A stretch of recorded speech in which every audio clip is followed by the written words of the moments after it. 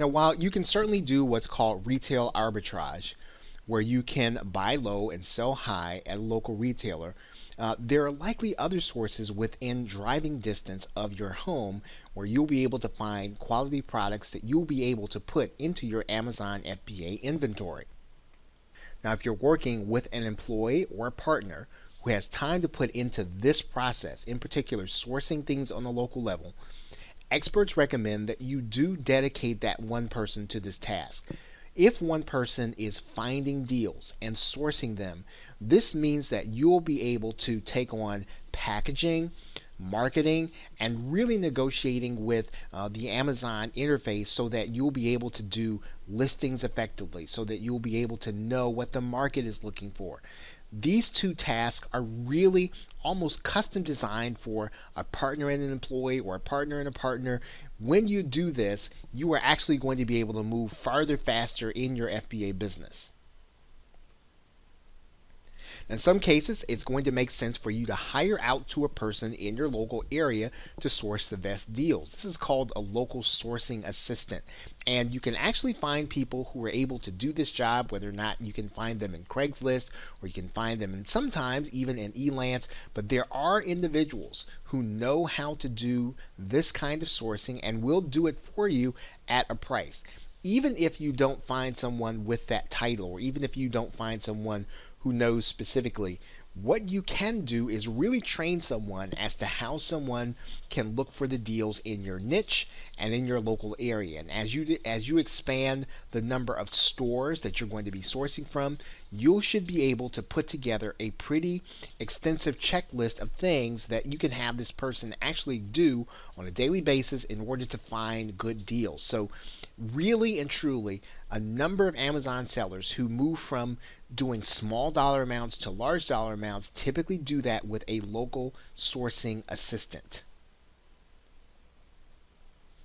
Now, in other cases, you will want to find individuals who are already selling potential inventory. In other words, you might find people who are already looking to liquidate inventory, and if you have relationships with these individuals, you'll be able to buy their inventory, you'll be able to get that inventory and to put it on Amazon FBA. In some cases, there are sellers who work with people who are already sellers of inventory, and they partner with them in order to use the Amazon FBA system.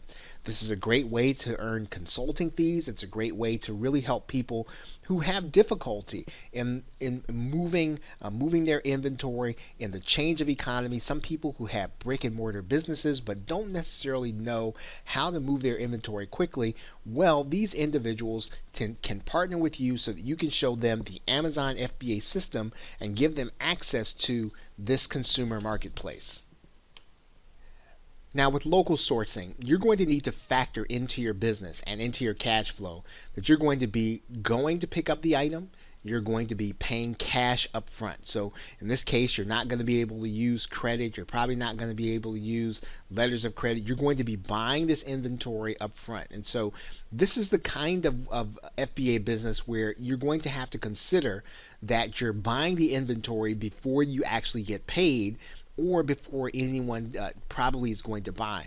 And as we've said before, typically you're probably going to see all of your inventory move over the course of a year. So you're really investing in something that's probably not going to move entirely over the course of a year. But again, the Amazon FBA business is really based on the volume and the access that you have in the consumer marketplace, and there really is no other marketplace like Amazon.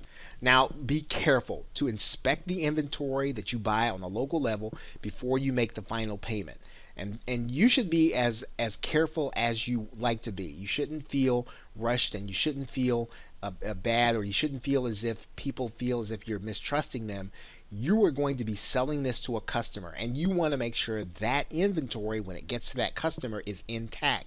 You want to make sure that that inventory is going to be something that you would want to buy, and the only way you're going to be able to do that is if you inspect the inventory before you make the payment. So every time that you are there in front of the source, make sure that you're inspecting the inventory. Make sure that you know that there are no blemishes. Make sure that you know there's nothing there that would cause a customer to feel anything other than positive about their purchase.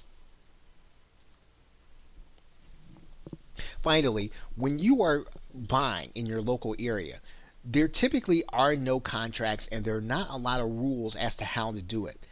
That typically means that you will want to negotiate for the lowest possible price and that you shouldn't feel bad about doing so.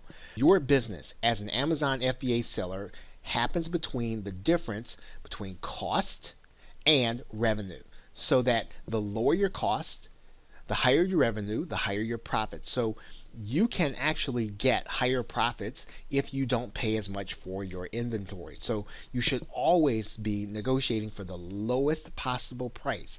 You should always be negotiating for the price that you can get that will allow you to have your 200% markup, or even more in some cases. So again, always ask for a better deal. Always ask for a deal that's more advantageous for you, since again, if you think about it, you are going to be paying up front for inventory and you're probably not going to see the entire return over the course of a year.